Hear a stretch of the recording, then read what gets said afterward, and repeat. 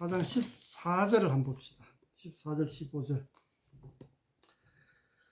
4장 14절 15절을 제가 잠깐 읽을게요. 빨리 읽을게요. 한번 눈으로 따라오시기 바랍니다. 예수께서 성령의 능력으로 갈릴리에 돌아가시니 그 소문이 사방에 퍼졌고 친히 그 여러 회당에서 가르치시며 무사람의 칭송을 받으시더라.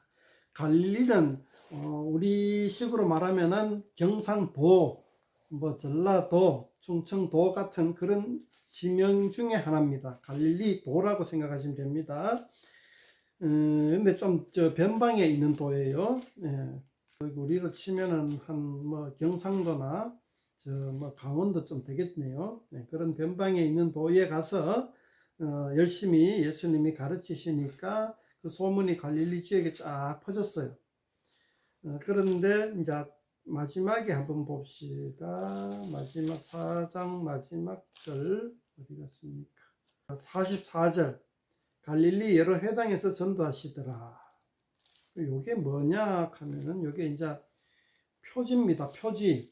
그 안에 들어있는 내용의 표지입니다. 엔클루지오라 그러고 양괄식이라 그러고 그런 식인데 그 안에 내용은 크게 두 가지로 나뉘죠. 첫 번째 내용은 16절에 그 자라나신 곳 나사렛에 이르사, 예수님이 이제 성장기 시절에 보냈던 데죠.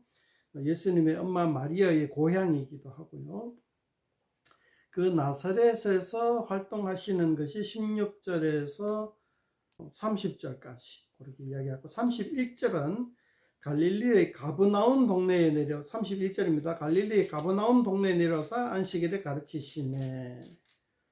그리고 이제 갈릴리 전 지역 중에서 나사렛이라는 도시에서 아주 소도시입니다. 도시에서 사역하던 내용들을 이야기하고 있고, 가버나움이라는 도시에서 사역하던 이야기를 하고 있어요. 그 자세한 지명은 이야기해봤자 좀 그렇고, 자, 일단 나사렛은 예수님의 성장기 시절 보냈던 고향이라 그랬죠. 그러니까는 배척을 받아요. 그 지난주에 얘기했나 모르겠네요. 근데 31절 가버나움 동네에 가니까, 도시에 가서는 굉장히 그 사역이 성공적으로 행하고 있어요. 그 두 가지가 이제 분명하게 차이가 나는데 대비가 되고 있죠. 대비가 되고 있고, 오늘은 이제 이 가버나움 동네에서 사역하던 모습들을 한번 비춰보려고 합니다. 비춰보는데 안에 내용을 읽어보면은 귀신을 쫓아보내는 내용들이 이제 주요 소재로 나와 있어요. 그러면서 이제 그 주요 소재로 하는데, 이제 예수님이 귀신을 쫓아내죠. 쫓아내니까 귀신이 하는 말이 이겁니다. 34절에 보면은, 아, 나사렛 예수여, 우리가 당신과 무슨 상관이 있나이까? 우리를 멸하러 왔나이까? 나는 당신이 누구인 줄 아니? 하나님의 거룩한 자입니다. 이 하나님의 거룩한 자 하니까는 약간 애매한 표현 같기도 한데, 이 이제 메시아를 지칭하는 또 다른 별명인 거죠. 그냥 메시아라 바로 직언하지 않고, 직시하지 않고 약간 돌려 말하는 겁니다. 하나님의 거룩한 자. 그다음 41절 봅시다. 여러 사람에게 귀신들이 나가며 소리질러 이르되 당신은 하나님의 아들이니이다. 예수께서 꾸짖사 그들이 말함을 허락하지 아니하시니 이는 자기를 그리스도인 줄 알미로다. 그러니까 이 하나님의 아들이다 하는 것도 메시아를 지칭하는 말이에요. 그런 이제 메시아와 그리스도 하는 말 헷갈리는데, 메시아는 히브리 말이고 그리스도라는 말 헬라 말이죠. 이제 예수님이 처음 사역을 시작할 때에 갈릴리 지역에서 사역을 시작하고, 그쪽이 이제 주요 무대인데, 나사렛에서는 굉장히 배척을 받으시고 또 한 곳에서는 이렇게 환영을 받는 가정 중에 있다는 것을 이야기하고 있고, 또 가버나움에서 환영을 받는 도중에 이제 당신은 이제 메시아다라는 것이 자꾸만 드러나려고 한단 말이죠. 그런데 예수님은 자기가 메시아로 온 것, 그리스도로 온 것을 가능한 한 알려지지 않기를 바라고 있다는 거예요. 그거는 이제 그 상황에 따라 가지고 잘 이해를 해야 되는데, 우리 입장에서 봤을 때는, 우리 상식으로 봤을 때는 예수님이 나는 그리스도다라는 것을 만천하에 공포를 하고 또 그것을 알리는 것이 복음 전하는 것이 아니냐라고 얘기할 수도 있는데, 예수님이 십자가에 못 박혀 죽으시고 부활하시기 이전에는 메시아라는 그리스도라는 사실을 될 수 있으면 숨깁니다. 될 수 있으면 알리질 않아요. 그러니까 이거는 이제 다시 말하면은 이렇게 얘기할 수 있어요. 메시아라는 걸 선포하기보다는 메시아로 세워지기를 원했던 거죠. 사람들로부터 메시아로 인정받는 방법으로 갔다는 거죠. 메시아를 선포하는 것보다도 메시아로 인정받는 쪽으로 이렇게 가는 거죠. 그리고 최종적으로 메시아 사역이, 메시아가 메시아 되기 위하여서는 십자가에 죽으셔야 됐던 거예요. 십자가에 죽으셔야지만이 메시아가 된다는 거예요. 메시아의 사역을 완성하는 건 메시아가 될 수 있다는 거예요. 우리나라의 세자가 왕이 아니잖아요. 장차 왕이 될 사람이잖아요. 예수님이 메시아로 오셨지만 십자가에 죽으셔야지 메시아가 되는 거예요. 메시아의 신분은 예전부터 메시아의 신분이 있지만 십자가에 죽으시고 부활하심으로 말미암아 이제 우리 신학 쪽에서는 등극한다, 왕으로 등극한다 하는 단어를 좋아하는데, 메시아가 메시아 되는 거예요. 그러니까 메시아가 메시아 되기 전에는 메시아인 것을 알리지 않는 쪽으로 전략을 택해야겠다라는 거죠. 그런데 귀신은 그것을 알고 자꾸만 그 소리 지르는 거예요. 오늘날 그 이상한 언론들이 그 엠바고 걸고 알려주면은 그 엠바고를 어기고 자꾸 그냥 미리 그냥 막 기사로 내보내서 문제가 생기잖아요. 그런 것을 연상하면 되겠습니다. 그런데 자, 그런 것을 갖다가 이야기하는 이유, 누가가 귀신이 자꾸 이런 식으로 그냥 헛소리를 하더라라고 이야기를 하고 예수님이 가로막았다라고 이야기하는 것은, 예수님이 메시아 사역을 메시아로 오셨지만은 그러한 상황이 많은 사람들에게 이렇게 이제 엠바고가 걸린 상황이다라는 것을 후대의 독자들이, 후대의 사람들이 그런 상황을 인지할 수 있도록 이렇게 기록해 놓으셨다는 거죠, 누가가. 그런 이야기들을 이제 31절부터 얘기하는 겁니다. 그러니까 예수님이 메시아로서 갈릴리에서 사역을 하였지만은 메시아라는 신분을 공포하지는 않았다. 그렇게 이제 갈릴리 사역에 이제 이야기를 하는 거예요. 그렇게 하면서 이제 43절에 보면은, 43절에 보면 예수께서 이르시되 내가 다른 동네들에서도 하나님 나라 복음을 전하여 하리니 난 이를 위해 보내시길 바라노라. 다른 동네라는 게 이제 갈릴리 전 지역을 얘기합니다. 거기에서 하나님 나라 복음, 여기에 한번 뭐 마킹할 수 있는 분은 마킹하시고, 이 하나님 나라의 복음이 계속 반복해서 누가복음 사도행전 전체에 계속해서 나옵니다. 그러니까 하나님의 나라 복음을 전해야 한다. 여기서는 지금 하나님의 나라 복음에 대하여서 지금 계속하면서도 뭐 요즘 논문처럼 그렇게 명확하게 딱 제시하는 건 아니에요. 그러니까 전체적인 것을 읽어보고 그 안에 분위기를 파악해서 우리 나름대로 정리를 해야 되는 그런 숙제를 던져주는 듯한 느낌을 받아요. 우리도 이런 숙제를 함에 있어서 하나님의 나라 복음이 뭘까에 대해서 고민해 보는 거죠. 이제 우리가 앞에서 봤듯이 이제 가난한 자에게 복된 소식이다. 가난한 자의 복된 소식은 뭐 배불리 먹여주고 뭐 삶의 문제가 해결되는 게 복된 소식이잖아요. 일단 그런 문제도 해결되는 것 같고, 뭐 여러 가지 이제 하나님 나라에 대해서 많은 것들이 이제 이야기하겠죠, 앞으로 나가면서. 그래서 이제 문제는 뭐냐 하면, 오늘날 후세대의 우리들이 하나님 나라에 대해서 명확하게 중론, 대론을 갖다가 대다수 사람들의 동의를 구하는 정의가 없다는 게 문제인 거예요. 그 다음에 사람들이 하나님의 나라에 대해서 관심이 없다는 것도 문제예요. 그러니까 예수님 믿으면 천국 간다는 것은 관심이 많은데 그 천국이 무엇이냐에 대해서는 관심이 없는 거예요. 나름대로 다 생각하는 거예요. 누차 얘기하지만은 가장 극단적인 오해로 이슬람 사람들을 생각해 보면 알겠죠. 이슬람 사람들은 천국이 어떤 곳이에요? 가면 마누라가 7명, 8명 되는 데가 천국이에요. 자기들한테 천국이 있지 몰라도 여자들한테는 지옥이 되겠죠. 그죠?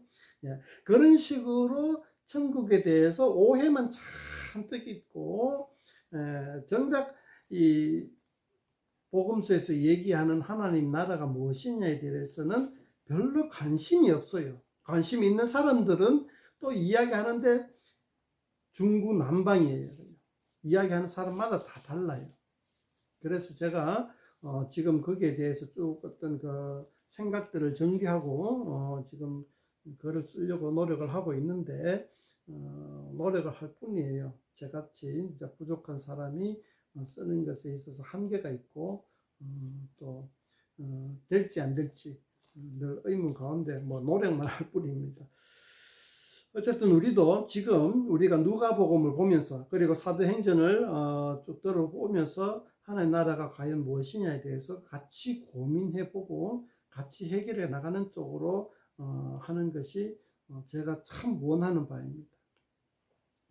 오늘은 제가 5장을 준비를 했는데요. 그 5장을 준비하면서 이제 하고 싶었던 말 중에 이제 이야기를 지금 좀 할까 싶은데요. 늘 저는 뭐라 해야 되나, 회의감, 낙심, 뭐 좀 그런 상황이 계속 놓여져 있어요. 뭐 이렇게 해봤자 그게 없는 거예요. 메아리가 없는 거예요. 제가 열심히 성경 연구하고 하나님 나라에 대해서 연구하고 또 열심히 글을 쓰고 사람들한테 이야기하고 하지만은 메아리가 없어요. 메아리가 없으니까 굉장히 힘이 들어요. 일단 생활하는 것이, 살아가는 것이 힘이 든단 말이에요. 지금도 마찬가지예요. 오늘도 이제 설교 준비하면서 계속 기도하면서 이제 생각 드는 것이 뭐냐 하면은, 과연 이런 식으로 우리가 예배를 드리는 것이 발전이 있을까? 그러니까 이제 정체되어 있지 않는가? 그리고 그렇게 되면은 또 뭐 여러 가지 다양한 어떤 후속되는 문제들도 생기겠죠. 그래서 늘 그런 쪽에 이제 고민이 있고, 우리가 예수님을 믿는다 했을 때에, 그리고 예배를 드린다 했을 때에 그 개념부터 우리가 바로 세워야 되는 것이 뭐냐 하면은 14절, 15절 한번 봅시다. 친히 그 여러 회당에서 가르치심에 뭇 사람에게 칭송을 받더라. 그리고 또 어딥니까? 31절에 갈릴리 가버나움 동네에 내려서 안식일에 가르치심에, 자, 또 봅시다. 16절 한번 봅시다. 그 예수께서 그 자라나신 곳 나사렛에 이르사 안식일에 늘 하시던 대로, 다시 읽을게요. 예수께서 그 자라나신 곳 나사렛에 이르사 안식일에 늘 하시던 대로 회당에 들어가서 성경을 읽으려고 서심해 선지자 이사야의 글을 들이거늘 책을 펴서 이렇게 읽은 데를 찾으시니, 20절에 책을 덮어 그 맡은 자에게 주시고 앉으시니 회당에 있는 자들이 다 주목하여 보더라. 21절에 이에 예수께서 그들에게 말씀하시되 이 글이 오늘 너희에게 응하였느니라. 요게 회당 예배의 전형적인 모습이다 말이에요. 요 모습들이 예수님 믿는 사람들이 안식일 이후에 일요일 날 모여서 요와 똑같은 형식의 예배를 드렸어요. 완전히 똑같지는 않겠지만은 이와 거의 동일하게 같이 예배를 드렸단 말이에요. 저는 이러한 예배 형태가 회복되기를 바라는 거예요.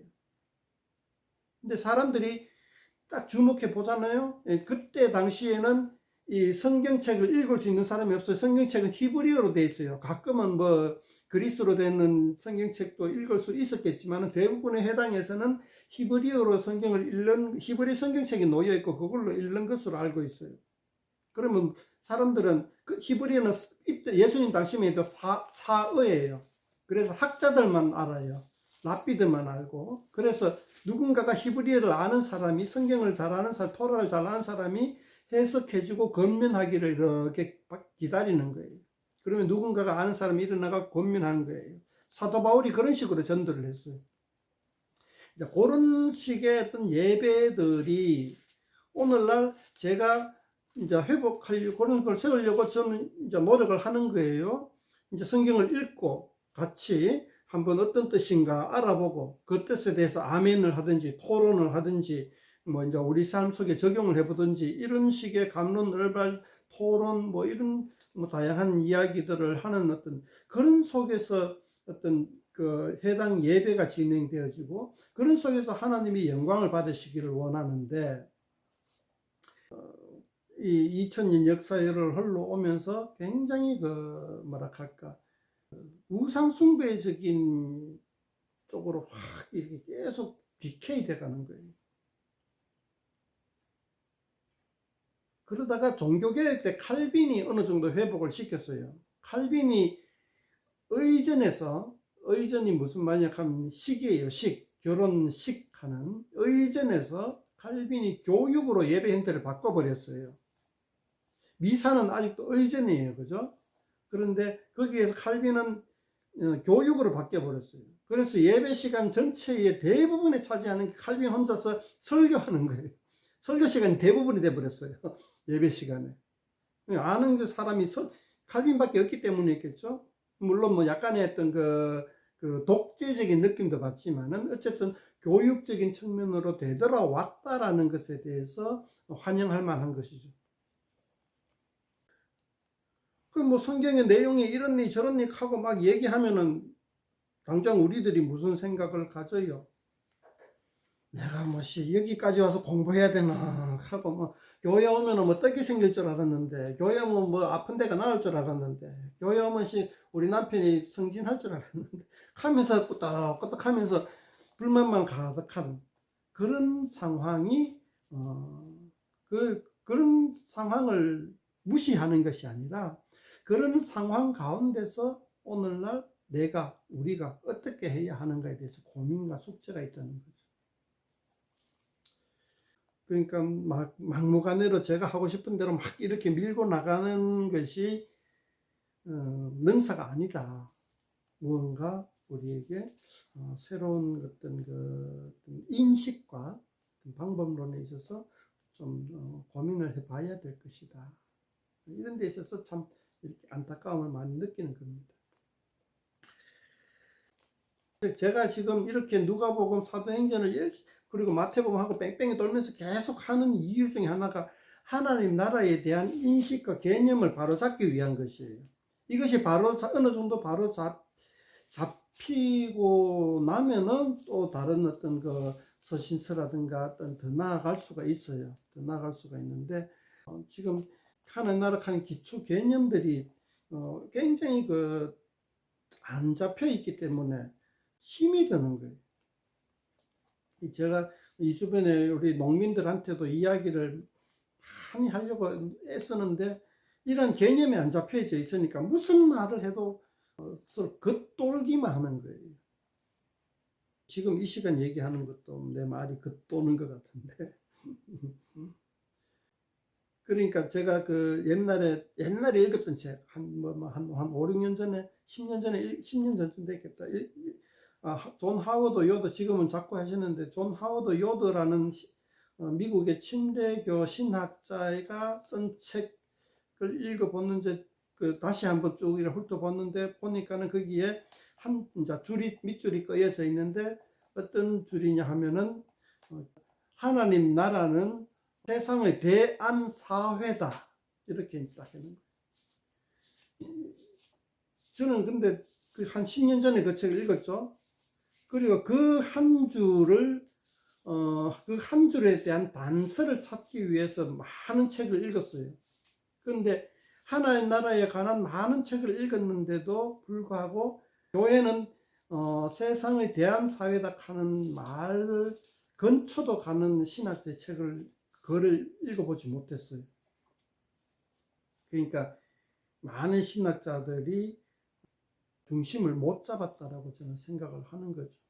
하나님 나라에 대해서 뭐 이렇고 저렇고 말도 많고 책도 두껍고 그 많은 책 읽는 데서 생고생을 다 했지만은 결국은 건질 게 별로 없는 그런 것들이다 이렇게 생각이 되어지고 결론적인 게 뭐냐 하면은 하나님의 나라는 지금 현재 하나님의 나라는 교회다. 물론 이건 결론이고 한 구절로 나누기 때문에 그 구절을 이해하기 위해서는 엄청나게 많은 노력들을 해야 되겠지요. 그 물리 지금 이야기하자면은 F는 MA, E는 MC 제곱 하는 게 물리의 가장 그 정점에 서 있는 식 중에 하나잖아요. 근데 그 정점에 서 있는 식을 갖다가 안다 해가지고 물리를 이해한다는 건 전혀 아니잖아요. E는 MC 제곱이라는 공식을 안다고 해서 물리를 잘 안다고 전혀 말할 수 없잖아요. 마찬가지예요. 하나님의 나라는 교회고 교회는 세상의 대한 사회다라는 것에 대해서 명제에 대해서 알고 있다고 해서 이것에 대해서 다 이해했다고 할 수는 없는 거죠. 그러니까 이 명제에 대해서 이해하기 위해서 우리는 지난한 노력을 해야 되겠다라는 거죠. 근데 이 명제에 대해서 확연하게 깨닫고 나면은 어떤 일이 벌어지느냐. 깨달은지 안 깨달은지는 그 사람의 삶을 보면 알 수가 있어요. 이 명제를 깨닫고 나면은 교회를 위해서 사람이 자기 온 삶과 목숨을 던진다 이거죠. 지금 이 농민들이나 이제 서울에 있는 제 친구들이나 살아가는 삶들을 보면은 제가 봤을 땐 그 삶이 굉장히 공허해요. 목표점이 없어요. 젊을 때는 잘 몰라요. 애 키우고 애 학교 보내고 직장에서 살아남기 위해서 고군분투하고 주변을 돌아보거나 자기 자신의 내면을 돌아볼 시간이 별로 없어요. 정신없이 인생을 살다가 제 나이쯤, 이제 60쯤 되니까 사람들이 인생이 뭔가에 대해서 고민을 하기 시작하더라고요. 그래서 그 고민을 해봤자 거기서 거기지 뭐. 그래서 팔팔하게 건강하게 사는 것이 인생에서 장땡이다. 걔가 건강에 관심을 가지고 뭐 나중에 되면은 뭐 움직이지도 못하고 눈도 침침한데 지금 볼 수 있을 때 열심히 많이 보자. 걔가 여행 열심히 다니고 메멘토 모리라는 이야기를 친구들한테 했는데 메멘토 모리가 뭐냐? 죽음을 기억하라. 왜 하냐면은 죽음에 직면한 자들은 인생이 뭔가에 대해서 고민해 보기 시작하더라는 거죠. 예를 들면은 암 말기 4기를 진단받은 사람, 그죠? 사형 선고를 받은 사람, 아니면은 주변에서 가장 의존하거나 친밀하게 지냈던 사람이 죽었을 때에 그런 사람들이 인생에 대해서 깊이 고민해 보더라는 거죠. 그래서 나온 말이 메멘토 모리라는 말을 딱 했어요. 죽음을 기억하라. 지금 자주 만나는 사람들 대부분 60대인데 그분들은 아직 죽음을 직면하지 못했다는 거죠. 이어령의 마지막 수업하는 것도 아주 진지한 얘기, 삶에 대한 이야기를 쭉 적어놨죠. 죽기 직전에 가서야 삶이 무엇이고 어떻게 살아야 되고 삶의 목적이 무엇이고 이런 거에 대해서 고민해 본다는 거죠. 근데 제가 지금 하고 싶은 말은 지금 젊을 때에 시간이 있을 때에 활동할 수 있을 때에 생존하고 난 다음에 여력이 있을 때에 우리는 삶에 대해서 고민해 보자는 거죠. 우리가 어떤 삶을 사는 것이 진정한 어떤 그 하나님이 기뻐하신 삶인가. 자, 예를 들면 사도 바울이 얘기했다시피 우리가 죽고 난 삶이 끝이라고 한다면은 지금 우리 보통 세상 사람처럼 그냥 뭐 즐길 거 즐기고 뭐 맛있는 거 많이 먹고 뭐 여행 신나게 하고 뭐 그런 어떤 거 우리 육신의 그 쾌락이라고 해야 됩니까? 식욕, 성욕, 안목, 정욕이라 그러죠. 그다음 뭐 그런 것들을 채우기 위해서 허둥지둥 한단 말이죠. 좋은 옷 입고 이쁘게 꾸미고 남들 앞에 자랑질하고 남들로부터 부러움을 받고 그런 삶을 추구하게 된단 말이에요. 어쩌다가 이런 얘기를 하게 됐나. 그런데 우리가 죽음 이후에 우리의 영혼이 영원한 존재라면 어떻게 살아야 할 것인가에 대해서 180도 바뀌어버리죠. 그리고 이러한 삶에 대한 깨달음을 가지고 우리는 어떻게 살아야 할 것인가 했을 때에 많은 사람들에게 깨닫게 할 수 있도록 도와주는 것이 가장 의미 있는 삶이 아니겠는가. 쉽게 말해가지고 전도하는 삶이 가장 의미 있는 삶이다. 서로 사랑하라. 배고픈 사람에게 떡 한 개 주는 것은 당연한 것이고 아주 고귀한 행동이지만은 그것보다 더 고귀한 행동은 그 사람의 영혼이 하나님 앞에 설 수 있도록 해주는 것이 더 고귀한 행동이다. 그러한 삶으로 인도하기 위한 시스템이 바로 교회라는 거예요. 교회는 교회 안에서 하나님의 은혜를 누릴 수 있도록 시스템이 작동하게끔 하는 것이 교회고, 그것이 영원한 나라에서의 하나님의 나라를 맛보는 거다. 모델이다. 샘플이다. 모델하우스다. 다시 말하면 교회는 영원한 하나님 나라의 모델하우스다. 그래서 이 모델하우스를 사람한테 보여줌으로 말미암아 사람들이 천국을 꿈꾸게 해주고 천국에 대한 소망을 가지게 해주고, 그렇게 하는 것이 우리의 삶에 진정한 의미가 있는 삶이 아닌가라는 거죠. 성경 이야기보다 제 얘기를 많이 해가지고 죄송한데요.